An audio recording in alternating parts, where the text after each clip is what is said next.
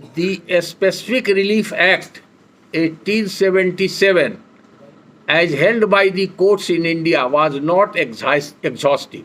ये exhaustive litigation legislation नहीं है. इस पर जजमेंट भी हमने कोट कर दिया है, बॉम्बे का जजमेंट है. उसके बाद the specific relief act 1963 was enacted to define and amend the law relating to certain kinds of specific relief. This act was enforced on 1/3/1964. इसलिए जो जजमेंट आपके यहाँ साइट होगा कभी तो 64 के पहले का केस है कि नहीं, तो सेक्शन चेंज मिलेगा आपको, इसलिए उससे भ्रमित नहीं होइएगा. But this act is also not exhaustive as it does not consolidate the whole law of subject. It relates to certain kinds of specific relief. It does not lay down the law relating to a specific relief in all its ramifications. ये judgement है supreme court का, AIR 1972 supreme court 1826. Interest जिनको रहेगा ये judgement पढ़िएगा, इसके बारे में लिखा हुआ है. और दूसरा जजमेंट भी है सुप्रीम कोर्ट का 1988. This act does not apply to the contracts which are governed by the statutory provisions of law. जिसको बोलते हैं स्टैच्यूटरी कॉन्ट्रैक्ट्स. बहुत सारे ऐसे लॉ हैं जिसके अंदर स्टैच्यूटरी कॉन्ट्रैक्ट्स होते हैं, जैसे आजकल बड़ा बड़ा कॉन्ट्रैक्ट्स होता है ब्रिज का और ये सब रोड वगैरह का, NHAI का, अलग गवर्नमेंट डिपार्टमेंट का, वो सब अंडर स्टैच्यूट होता है, उसके लिए अलग प्रावधान है, वो इससे एग्जेम्प्टेड है. ये सिर्फ प्राइवेट कॉन्ट्रैक्ट से ही संबंधित है, इसलिए उसको भी हमने लिख दिया, केस लॉ भी लिख दिया. Therefore, the statutory contracts do not come under the purview of this act. There are two types of suit which are governed by this act. As per section 7 and 8, suit for possession of movable property is governed by this act.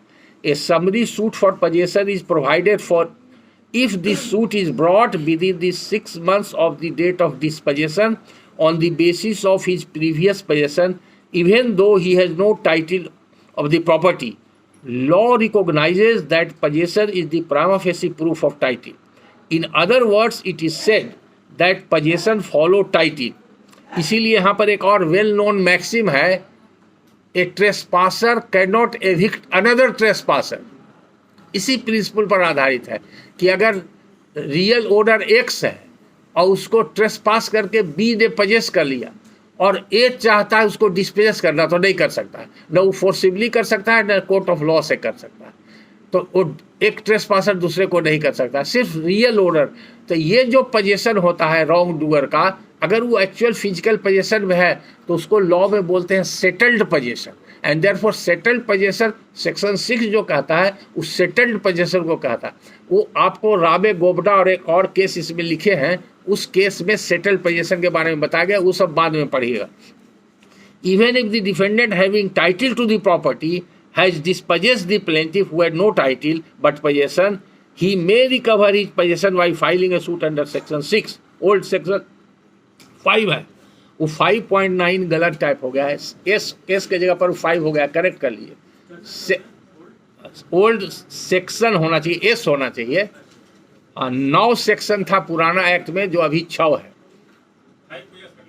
हाँ, S बना लीजिए. 5 जो है madam आप लोग भी बना लीजिए, कंफ्यूजन नहीं रहेगा. ब्रैकेट में जो लिखा हुआ है ओल्ड 5.9 उसको एस कर दीजिए, 5 नहीं एस, एस मतलब सेक्शन 9.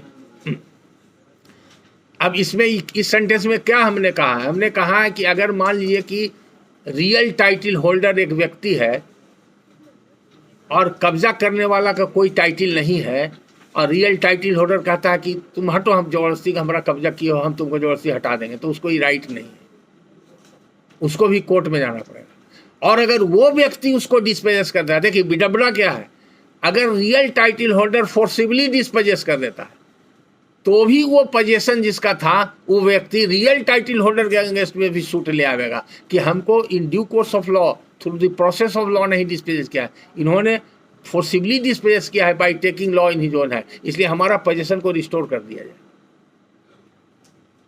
वो भी सूट मेंटेनेबल है. As the defendant cannot possess the plaintiff on strength of his title forcibly without taking recourse of the law.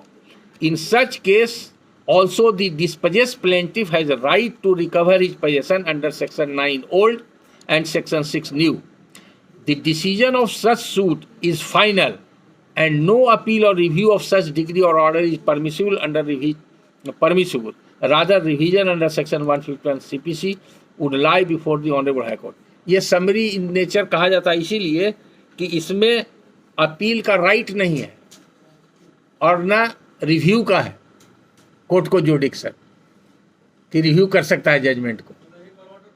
हाँ, वो ऑर्डर बहुत कीमती ऑर्डर है आपका, वो सिर्फ हाई कोर्ट करेगा 151 में, और 151 में अमेंडमेंट जो 2002 में आ गया, पहले 151 में हाई कोर्ट को बहुत पावर था। उसमें था कि आपने कोई जुरिडिक्शनल एरर किया है, यानी कि लोअर कोर्ट ने कोई ऐसा ऑर्डर पास किया है जो या तो उसके जुडिक्शन में नहीं था और रॉन्गली एक्सरसाइज कर लिया, जुडिक्शन एज्यूम कर लिया, या जुडिक्शन में था but you have exceeded your जुडिक्शन, तो उसको बोलते हैं लॉ में जुडिक्शनल एरर। तो जुडिक्शनल एरर अगर रहेगा तब हाई कोर्ट इंटरफेयर करेगा, और वो भी किस में करेगा, किसी भी ऑर्डर में करेगा। तो ब्लैंकेट पावर था हाई कोर्ट को, तो हाई कोर्ट के पावर को कर्टेल कर दिया गया 2002 के अमेंडमेंट में।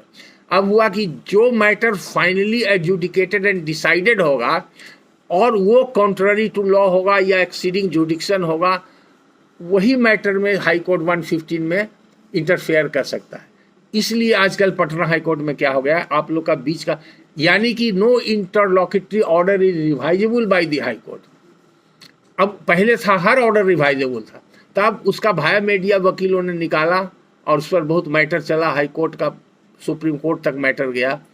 उसमें शिव शक्ति ब्रिक्स और देवी राय का केस, 2 केस है बड़ा इंपॉर्टेंट लीडिंग केस। उसके बाद जस्टिस DK मिश्रा जब चीफ जस्टिस यहाँ थे, जो बाद में सुप्रीम कोर्ट गए, उनका डिवीजन बेंच का जजमेंट आया कि अब रिवीजन में बहुत हंगामा हुआ कि इतना गलत ऑर्डर लोअर कोर्ट से आता है तो हाई कोर्ट का जुडिक्शन तो बहुत कर्टेल कर दिया गया है, तो हम लोग को रिट जुडिक्शन में, तो 227 में आजकल रिट फाइल होता है, लेकिन उसका नाम रखा गया है सिविल मिसलेनियस।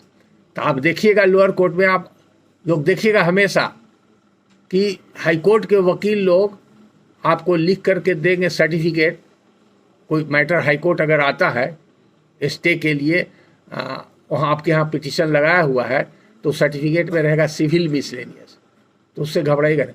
वो सिविल मिसलेनियस है, लेकिन वो एक्चुअली वो रिट अंडर आर्टिकल 227 है। उसके पीछे कारण क्या है, एक सुप्रीम कोर्ट का जजमेंट आया सालनी श्याम सेठी का, जो यहाँ पर गांगुली साहब थे उनका, और एक और जज थे सुप्रीम कोर्ट के, उनका बहुत अच्छा जजमेंट है। रिट का पूरा हिस्ट्री उसमें, वो आपके मतलब का रेफरेंस के लिए बता रहे हैं। उन्होंने कहा कि रिट जो है प्राइवेट पार्टी के बीच में होता नहीं, civil suit generally private party के, writ always lies against state और इंस्ट्रूमेंटिटी ऑफ स्टेट। तो उस आर्टिकल 12 में जो आता है, जिसका स्टैट्यूटरी फंक्शन हो और पब्लिक फंक्शन हो, उसके अगेंस्ट रिट लाई करता है। तो इसलिए 2 प्राइवेट पार्टी के बीच में रिट हो ही नहीं सकता है। उसी को ओवरकम करने के लिए सुप्रीम कोर्ट के 2 जजमेंट के आधार पर पटना हाई कोर्ट ने डिवीजन बेंच में कहा कि 227 में मेंटेनेबल है, लेकिन रिट में इसको रजिस्टर नहीं किया जाए तो सिविल मिसलेनियस करके रजिस्टर होता है। तो उसी सिविल मिसलेनियस में हम लोग इंटरलॉकेटरी ऑर्डर भी आपका है, उसको हम लोग चैलेंज करते हैं, तो आपको जुडिक्शनल एरर होगा। लेकिन ये इस कंटेक्स्ट में यहाँ पर बता रहे हैं कि ये जो ऑर्डर है आपका सेक्शन 6 का, इसका रिवीजन होगा सिर्फ, तो ये रिवीजन होगा 115 में, चूँकि आपने एडजुडिकेट करके फाइनली टाइटल डिसाइड कर दिया। 227 में इसका नहीं होगा, और वो रिवीजन का फिर लिमिटेड स्कोप है हाई कोर्ट में। ये जो जनरली फाइंडिंग इंटरफेयर नहीं करता हाई कोर्ट, पोजीशन का जो फाइंडिंग होता है, क्योंकि लिमिटेड पर्पस के लिए। तो ये बड़ा इंपॉर्टेंट प्रोविजन है, इसलिए अगर ऐसा केस आएगा आपको तो इस पर ध्यान रखिएगा। अब एक टाइप का मेन इस पर दिया है, the decision of such suit is final and no appeal or review of such decree or order is permissible, rather revision under section 151 CPC would lie before the honourable high court. The other type of suits governed by this act are suits of declaration and permanent as well as mandatory injunction. The suit based on contractual obligation are also governed by the provisions of this act. Contract पर जो आगे specific relief act में contract पे सी suit बहुत सारा ज़्यादा जो आता है आपके कंसर्निंग का स्पेसिफिक परफॉर्मेंस ऑफ कॉन्ट्रैक्ट का, तो कॉन्ट्रैक्ट बेस्ड रहता है। इसलिए the specific relief act 1963 has been amended by amendment act 18 of 2018, which received the assent of President of India on 1st August 2018, and published in Gazette of India Extraordinary Number 30, Part 2, Section 1, dated 1/8/2018. By amendment, material changes have been brought in the Act in Section 6 से लेके 45 तक बहुत सा changes आया है. Some new provisions have been also added along with scheduled by the amended Act. Therefore, the amended provision would be applicable to all the suits governed by this Act. The specific relief is a relief in specie. ये भी Latin word है, इन Spacey. इसका मतलब हुआ किसी खास मकसद से स्पेसिफिक रिलीफ के लिए ये बनाया गया, और वही खास मकसद है जो ऊपर में बताया और फिर आगे आएगा. It is remedy which aims at the exact fulfilment of obligation. इसका मतलब हुआ कि अगर कोई कॉन्ट्रैक्ट करता है तो उसमें दोनों पार्टी का ऑब्लिगेशंस होता है, कॉन्ट्रैक्टिंग पार्टी का. तो इसलिए कॉन्ट्रैक्ट दो तरह का होता है, आप लोग जानते हैं, एक एक्सिक्यूटेड कॉन्ट्रैक्ट, एक एक्सिक्यूटेबल कॉन्ट्रैक्ट. सुने आप लोग कि नहीं? मतलब डिफरेंस समझते हैं? Executed contract and executable contract में डिफरेंस क्या है?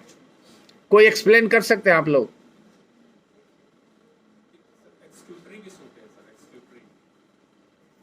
हाँ, एक्सिक्यूटरी वही हुआ, एक्सिक्यूटरी कॉन्ट्रैक्ट, एक्सिक्यूटिव कॉन्ट्रैक्ट, या उसको एक्सिक्यूटेबल भी कहते हैं. एक्सिक्यूटिव है जो एक्सिक्यूटेबल कॉन्ट्रैक्ट.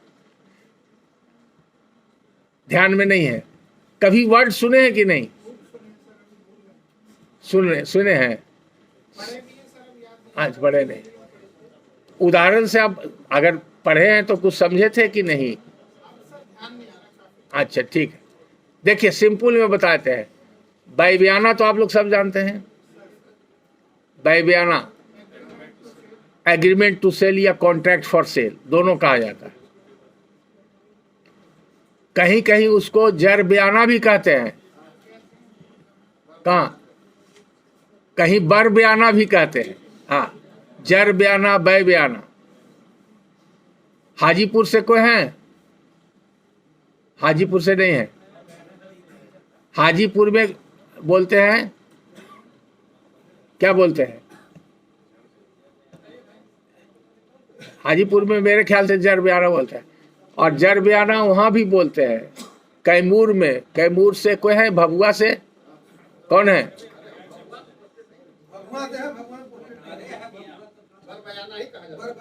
भभुआ में बर बयाना. आप भी भभुआ में हैं? नहीं, भभुआ में पोस्टेड कौन है? आपका क्या नाम हुआ? मनोज कुमार. आपके यहाँ केस किए हैं स्पेसिफिक का? किए हैं? और ऐसा डील नहीं देखे? हाँ ठीक, मुहदानामा भी कहते हैं. देखिए ये सब वर्ड लिख लीजिए, कहीं दूसरा जगह जाएगा दिक्कत हो. मुहदानामा, बै बयाना, जर बयाना, बर बयाना, ये सब सभी है टर्मिनोलॉजी कॉन्ट्रैक्ट फॉर सेल या एग्रीमेंट फॉर सेल का. समझ गए? तो जो एग्रीमेंट फॉर सेल होता है वो कंप्लीट नहीं होता है, उसके बाद उसको कंप्लीट करने का कुछ फॉर्मेलिटी है. यानी कि एग्रीमेंट में एक पार्टी कहता है कि हाँ हम आपके यहाँ बेचेंगे, इतना रकम में बेचेंगे. किसी कारण बस इमीडिएटली हम बेच नहीं रहे हैं, यानी कि हमको कुछ काम करना है, तो दोनों पक्ष के साथ ही हो सकता है. नॉर्मली क्या होता है कि वेंडर जो बेचने वाला व्यक्ति है वो कहता है कि हमको तुरंत पैसे की आवश्यकता है और तुरंत हम सेल डीड लिखने के लिए हमारे पास समय नहीं है और हम अभी इस पैसा को यूटिलाइज करना चाहते हैं, इसलिए हम एग्रीमेंट लिख रहे हैं. किसी केसेज में रहता है कि उसको कुछ डॉक्यूमेंट प्रोक्योर करना है, अपना टाइटल का, पोजेसन का, या म्यूटेशन अप टू डेट नहीं है, रसीद अप टू डेट नहीं है, वेंडर मांग रहा है, तो उसके लिए कुछ टाइम ले लेता है. किसी केस में रहता है परचेजर के पास रेडी मनी नहीं है कि हमको 2 महीना का, 1 महीना, 4 महीने का समय दीजिए, हम अरेंज कर लेंगे उसके बाद लेंगे. तो ये नेचुरल फेनोमेनन है, ये नेचुरल भी है, लीगल भी है, प्रॉपर भी है, इक्विटेबल भी है. ऐसा कॉमन है, होता है, होते आ रहा है और आगे भी होगा, उसमें कोई गलती नहीं. It depends upon both the parties who entered into A voluntarily agreement. Fraud का, कॉल्यूसिव का, ये अलग बात. अगर दोनों ने जानबूझ के, समझबूझ के एग्रीमेंट किया है तो एग्रीमेंट वैलिड है. एग्रीमेंट वैलिड है नहीं, इसका यार्ड स्टिक तो है आपके कॉन्ट्रैक्ट एक्ट में. It is not forbidden by law, it is not hit by the principles of आपका फ्रॉड ड्यूरेस क्वर्सन इटीसी जो है मिस रिप्रेजेंटेशन से अगर फ्री है तो वैलिड कॉन्ट्रैक्ट है। तो जो वैलिड कॉन्ट्रैक्ट है इसका माने ये कॉन्ट्रैक्ट इन्फोर्स होगा। अभी इन्फोर्स नहीं हुआ है, अभी तो कॉन्ट्रैक्ट बना है। तो इसका प्रावधान कहाँ है? एग्रीमेंट फॉर सेल का प्रावधान कहाँ है बताइए? 54 में, राइट। आप लोग सब जानते हैं ना, ट्रांसफर प्रॉपर्टी एक्ट सेक्शन 54 के प्रोविजन में दिया हुआ है। वो उसमें सिर्फ ये लिखा हुआ है, agreement for sale does not create right in the property. ध्यान दीजिएगा, ये वर्ड है उसमें, पढ़िएगा। Agreement for sale does not create right in the property, rather it creates right in person. इसका मतलब क्या हुआ? सेल में, लेकिन सेल के डिफिनेशन में सेक्शन 54 में सेल का डिफिनेशन है, ऊपर में partly paid, promise paid, cash और काइंड, ये सब डिफिनेशन है। कोई चीज़ बेचते हैं तो आधा भी पैसा दिया, आधा बाद में वादा किया, कैश में दिया, काइंड किया, सेल कंप्लीट हो गया। और उसके बाद लिखा हुआ है कि ओरल सेल अगर 100 रुपीज़ से नीचे का है तो परमिसिबल है। और उसके बाद फिर नीचे लिखा हुआ है एग्रीमेंट फॉर सेल के बारे में। क्यों लिखा गया? कि it was frequently prevalent in India at that time. कितना पुराना है टीपी एक्ट? कितना पुराना है? 150 साल से ज़्यादा हो गया, 1882।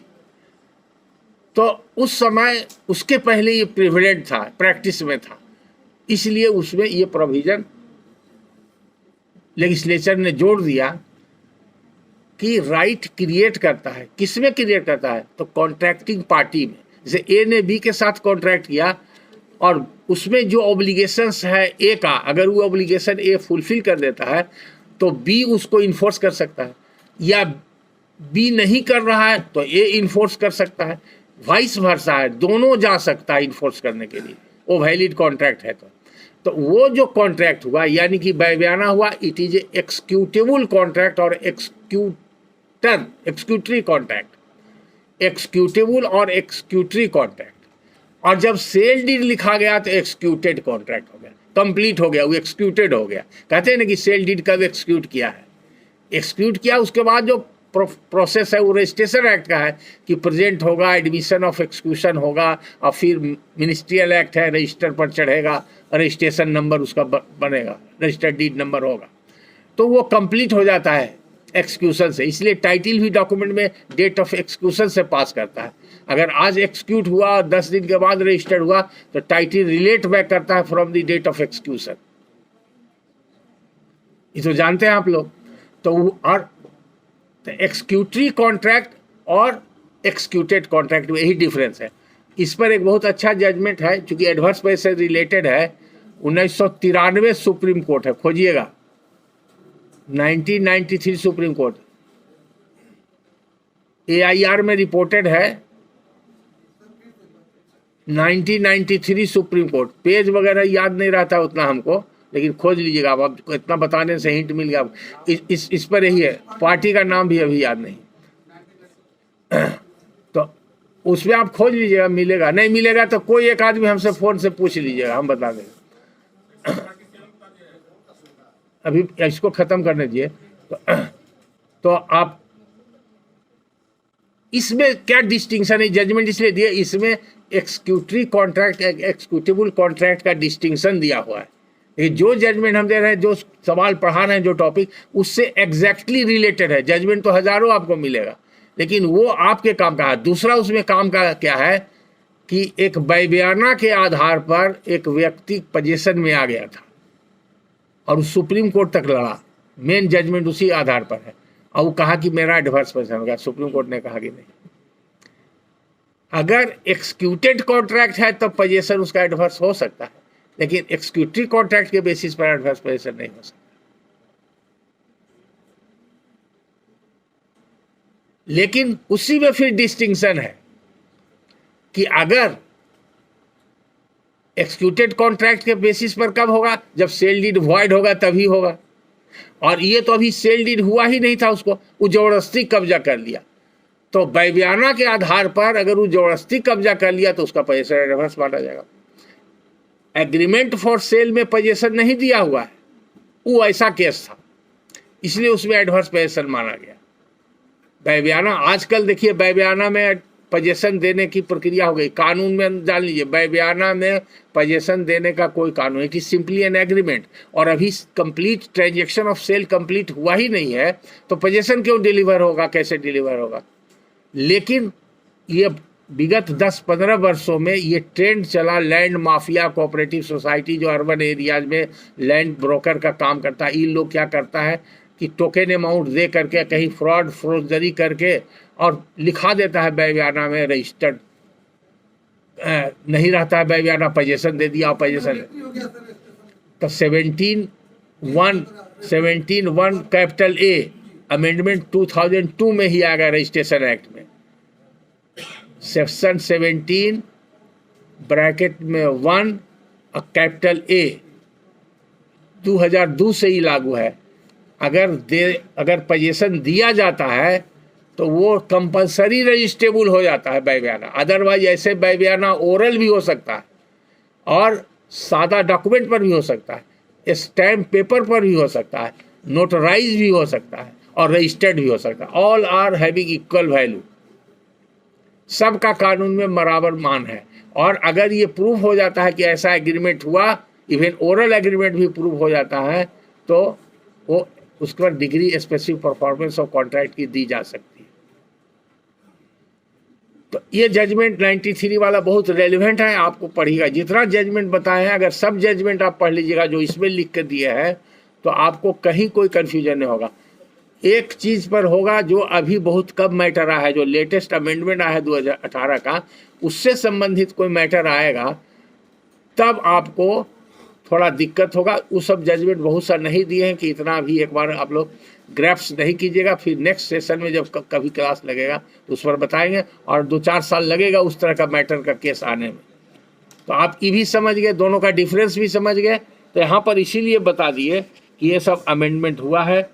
Some new provision have also been added along with schedule by the amended act. Therefore, the amended provision would be applicable in all the suits governed by this act. The specific relief is a relief in a specie. It is remedy which aims at the exact fulfillment of obligation. तो उसमें ही होता है exact fulfillment of obligation। एक case law भी इसमें refer किया हुआ है सुप्रीम कोर्ट का। अब आगे और थोड़ा बढ़िएगा तो एक जजमेंट दे दिए हैं, इसलिए कि बहुत सा सिचुएशन ऐसा आता है क्योंकि एक एग्जॉस्टिव कोड नहीं है, और ये जो प्रिंसिपल अडॉप्ट किया गया है वो लॉ ऑफ इक्विटी के आधार पर है और यूरोपियन कोर्ट से, इंग्लिश लॉ से इसका लिया गया है ओरिजिन, और उसके आधार पर ही एक्ट बना है। इसीलिए अगर कोई ऐसा सिचुएशन अराइज करता है जो कि स्पेसिफिक रिलीफ एक्ट में स्पेसिफिकली प्रोवाइडेड नहीं है, वैसे सिचुएशन में आप इंग्लिश लॉ से रिलेटेड प्रोविज़न को हेल्प के रूप में, गाइड के रूप में आप ले सकते हैं। यही सुप्रीम कोर्ट ने भी कहा है और इस सुप्रीम कोर्ट ने एक्सप्लेन किया है। तो ये तो अभी एडवांस स्टेज में, जब और आप मैच्योर्ड होइएगा तब आपको ये सब जरूरत पड़ेगा। अब इसमें जजमेंट क्या क्या रेलिवेंट लिखे हैं जो देखिए।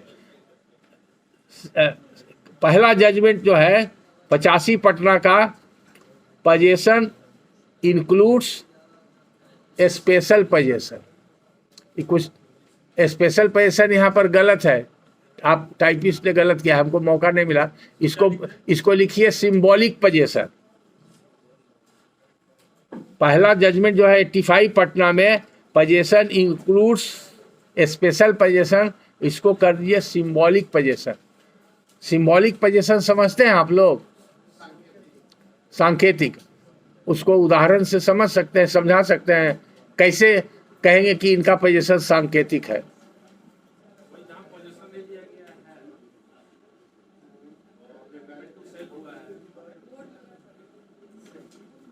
सिंबॉलिक पोजेशन का प्रावधान सीपीसी में है। अब हम बताएंगे नहीं, अब सब लोग खोज के रखिएगा जो हमसे फोन करें बताएं। सिंबॉलिक पोजेशन सीपीसी में होता है। अगर डिलीवरी ऑफ पोजेशन का डिग्री देते हैं, रिकवरी ऑफ पोजेशन का डिग्री देते हैं, और किसी कारण से अगर पोजेशन फिजिकल नहीं मिलता है तो डिलीवरी ऑफ पोजेशन का जो वारंट होता है उस पर लिख दिया जाता है कि पोजीशन फिजिकल देना पॉसिबल नहीं है, ऐसे स्थिति में हम सिंबॉलिक पोजीशन दे रहे हैं और रिपोर्ट आता है, तो जिस दिन से सिंबॉलिक पोजीशन हो जाएगा उस दिन से उसका एक्चुअल पोजीशन ही माना जाएगा। और अब उसका एक उदाहरण जैसे बताते हैं कि वो मान लीजिए कि कोई बहुत बड़ा पॉन्ड है या झील है और उसके अगेंस्ट में शूट हुआ, उसके अगेंस्ट में डिग्री हुआ, कोर्ट ने कहा कि इस पोजीशन दिया जाए, तो झील पर फिजिकल पोजीशन लेने का उसको क्या करेगा, तो वो सिंबॉलिक पोजीशन। ऐसा बहुत सा चीज़ है, बहुत उदाहरण है। तो सिंबॉलिक पोजीशन मतलब वो सांकेतिक, जो आपने जो उसका ठीक हिंदी रूपांतर बताया, एक्चुअल फिजिकल पोजीशन नहीं है, but law recognises that position as a legal position is symbolic position, और उसका प्रावधान सीपीसी में ही है, ऑर्डर 21 में। इतना बताते हैं ऑर्डर 21 में, अब रूल खोजिएगा। तो symbolic position as good as, तो इसलिए यहाँ पर ही लिख दिए हैं कि ऐसा केस आपको हो सकता है सेक्शन 6 में आए जिसमें उसका एक्चुअल पोजीशन नहीं है, वो सिंबॉलिक पोजीशन ही है, और सिंबॉलिक पोजीशन है तो वो भी सेक्शन 6 में मेंटेनेबल है, इसलिए ये जजमेंट दे दिए। और ये पढ़िएगा तो और क्लैरिटी आएगी, हम शॉर्ट में लिख दिया है। और दूसरा जजमेंट जो है उड़ीसा का है, it is not necessary position must be actual physical. ये भी टाइप गलत है, नट को बट बना दीजिए आपको। तो नया लड़का कोई टाइप किया, हमको देखने का टाइम ही नहीं मिला था। दूसरा जजमेंट आप देखिए, करेक्ट करते जाइए अभी आप लोग। दूसरा में है जो, हाँ, नट को कर दीजिए but it may be symbolical और लीगल। अब लीगल पोजीशन समझिए, जैसे मान लीजिए अभी हम लोग यहाँ पर बैठे हुए हैं, हम लोग का अपना अपना परमानेंट रेजिडेंस है या परमानेंट होम है, तो किसका पोजीशन है? उस कब्जा पर हम लोग जिनका रेस्पेक्टिव घर के ऊपर उनका कब्जा है। तो I can say I am in position of my house but I am not in physical position. तो क्या है मेरा position? By virtue of being owner I am legally in position, it is called legal position. तो इसमें ये उड़ीसा ने, high court ने ये भी कहा है सिंबॉलिकल और लीगल। अब तीसरा है लिमिटेशन का सवाल है। तो लिमिटेशन के लिए एक जजमेंट दिया है आप लोग के समझने के लिए। सेक्शन 4 लिमिटेशन एक्ट और section 29 sub clause 2 limitation act apply करेगा suit under section 6 specific relief act, और सेक्शन 6 में ही लिखा हुआ है 6 मंथ्स का पीरियड। चौथा जजमेंट है, ए suit under section 6 is a summary suit and finding on position only is given, जो बता ही चुके हैं। High court can not interfere with the degree और ऑर्डर एक्सेप्ट अंडर सेक्शन 115, ये बता ही चुके हैं। पांचवा जजमेंट है पूरन सिंह वाला, when facts disclose no title in favour of any party position alone decide the fate of the suit in general as well as in summary suit. अगर आपके पास ऐसा केस आता है जनरल सूट जिसमें पाते हैं दोनों पार्टी कह रहा है कि मेरा टाइटल है या मेरा पोजीशन है, और दोनों पार्टी फेल कर जाता है, किसी का टाइटल प्रूव नहीं हो जाता, तब पोजीशन के आधार पर डिग्री दी जा सकती है। वो जनरल सूट में भी दी जा सकती है और सेक्शन 6 में। सेक्शन 6 तो मेनली फॉर पोजीशन ही है। तो इतना जजमेंट पढ़ने के बाद सेक्शन 6 का कोई प्रॉब्लम आपके पास सॉल्व करने में दिक्कत नहीं होगी।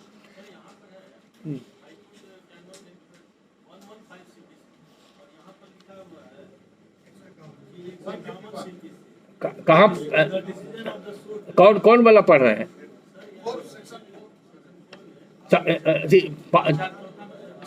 हाँ, high court can not interfere with degree order accept under section 115, ठीक ही तो है। हाँ, 115 में रिवीजन होता है। कहाँ पर? आगे बढ़ गए, अभी इस पेज खत्म हुआ था ना। हाँ, पहले वाला। ओ अच्छा, हम स्किप कर गए, यहाँ भी करेक्शन कर लिए। 115 होगा। हाँ, पहला पेज पर जो 151 है वो टाइपिंग मिस्टेक है, कोई नया लड़का टाइप किया है। अंडर सेक्शन 151 है, उसको आप कर लीजिए 115। फर्स्ट पेज पर थर्ड पारा को आप करेक्ट कीजिए 115। हाँ, वो रिवीजन का है, हाई कोर्ट को रिवीजन पावर है 115 में, वो है। 5 नंबर वाला साइटेशन जो अभी डिस्कस कर रहे थे, हाँ पहले करा था, हाँ, तो सर तभी लागू होगा ना जब डिपेंडेंट काउंटर क्लेम करेगा अपना भी टाइटल, तभी ना सर, नहीं तो ऐसे तो बहुत दिक्कत है।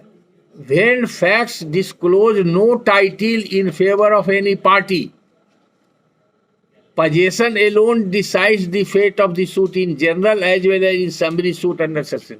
इसका मतलब हुआ कि दोनों तरह के सूट में अगर दोनों पार्टी फेल कर जाता है, स्पेशल सूट जो होगा सेक्शन 6 में और जनरल सूट जो आता है टाइटल सूट, दोनों में अगर फेल कर गया, टाइटल नहीं है, तो किसका एक्चुअल फिजिकल पोजीशन फाइंडिंग होगा उसी को मिलेगा। सर मान लीजिए सर डिपेंडेंट रिवर्ट कर रहा है उसके टाइटल को, इसमें रिवर्टल का टाइटल तो क्वेश्चन है ही नहीं है। Defendant can not succeed on the, बार बार बता रहे हैं आपने, डिफेंडेंट को रियल टाइटल है तो वो अपने टाइटल के आधार पर वो सेटअप कर सकता है, लेकिन टाइटल के आधार पर वो जबरदस्ती डिफेंड नहीं कर सकता। तब वो काउंटर क्लेम करेगा उस सूट में, तो काउंटर क्लेम का प्रावधान आ गया। पहले काउंटर क्लेम था ऑर्डर 8 रूल 6 में और 6A में कि आप मनी सूट में ही कर सकते हैं, आप तो जनरल सूट में ही काउंटर क्लेम हो सकता है, होने भी लगा है। तो वो काउंटर क्लेम कर सकता है, तो दूसरा suit on the status of title ला सकता है। चाय का टाइम हो गया।